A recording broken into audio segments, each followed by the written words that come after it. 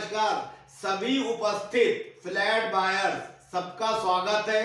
यहाँ property line के बहुत बड़े बड़े लोग बैठे हुए हैं, चार्टेड अकाउंटेंट भी हैं, प्रमोटर्स भी हैं और प्रॉपर्टी कंसल्टेंट भी हैं जो आपकी समस्याओं के लिए प्रयासरत है और हर हालत में किसी भी कीमत पर आपकी समस्या का समाधान करने के लिए लगे हुए हैं और बहुत जल्द आप लोगों को खुशखबरी मिलेगी।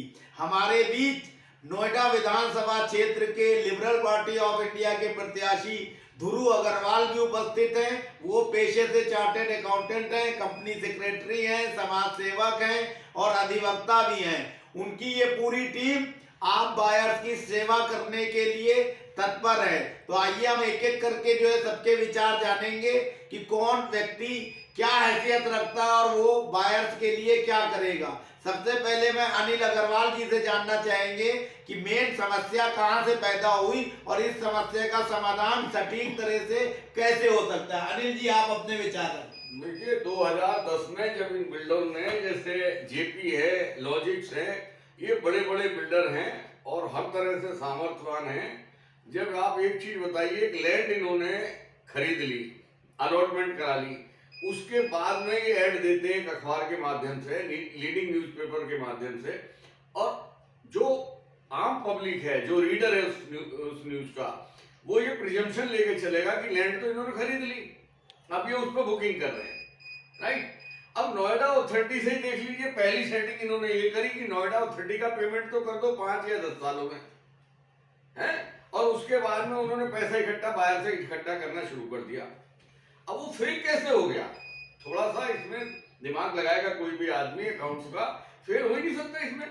भाई वो पूरी तो लैंड की कॉस्ट निकाल रहा है, पूरी जो कंस्ट्रक्शन कॉस्ट निकाल रहा है, उसमें अपना प्रॉफिट एड ऑन कर रहा है, सब चीज करने के बाद में जब पैसा कलेक्ट कर रहा है, कंस्ट्रक्शन की स्टेज वाइज वो पैसा कलेक्ट कर रहा है या वन टाइम पेमेंट ले रहा है डिस्काउंटिंग फैक्टर देके, जब सारी चीजें करके ले रहा है तो पैसा गया कहाँ? वो फेल क्यों हो गया?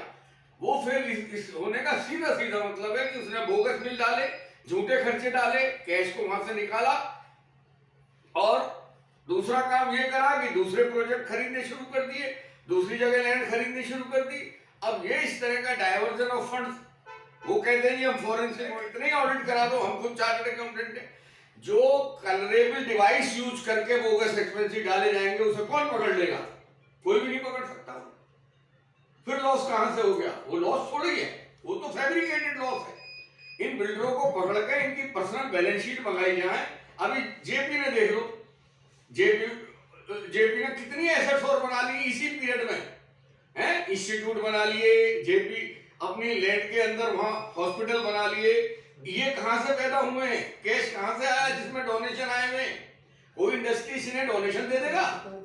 ये डोनेशन नहीं है, ये कैश, ये मनी लॉन्ड्रिंग है। ये इन्होंने कैश दिया, जो कैश होम बायर्स का निकाला, वहां झूठे खर्चे डाले, उस कैश का डोनेशन लिया और उससे इंजीनियरिंग इंस्टीट्यूट बनाए, उससे हॉस्पिटल बनाए, हैं? अब इन्होंने लॉजिक्स वाले कहते हैं कि हमें नुकसान हो गया। अरे नुकसान कहां से हो गया?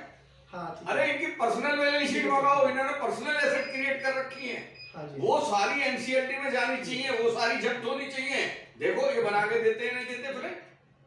मनोज जी, आप बताइए इस प्रॉब्लम को जो है बायर्स की कैसे सॉल्व होना चाहिए?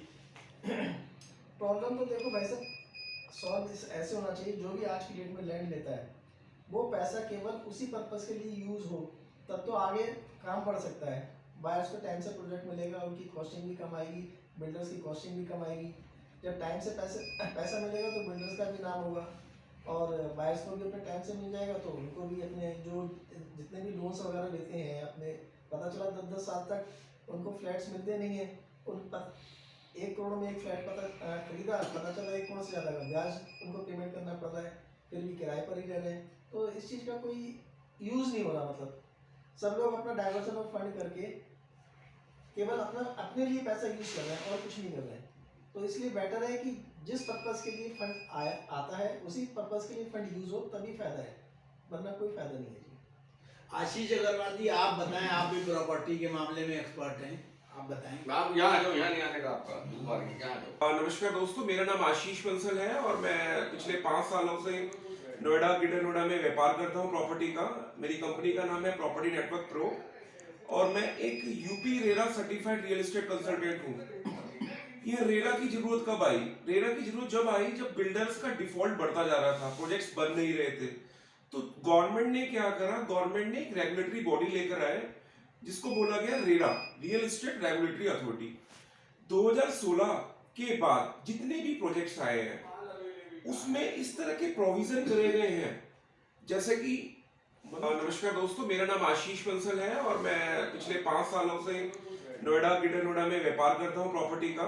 मेरी कंपनी का नाम है प्रॉपर्टी नेटवर्क प्रो और मैं एक UP RERA certified real estate consultant हूँ।